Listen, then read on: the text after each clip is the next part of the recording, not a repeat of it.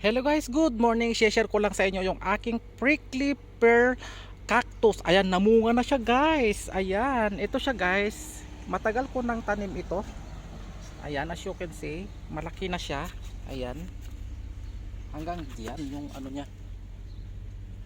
Ngayon, nahintay ko rin.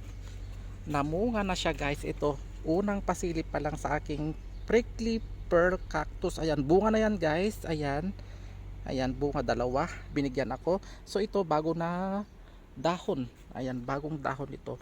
Ayan, napakasarap to din guys, parang ano din, dragon fruit. So i-share ko sa inyo kung mahinog ito kasi ayan, bagong ano pa lang siya, labas na bunga. Dalawa pa lang. Ayan, as you can see. At marami akong ano dito guys, humihingi sa akin.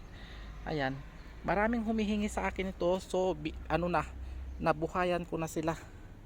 Ayan, yan yung aking prickly pear cactus. Ayan, sa wakas namunga na, dalawa.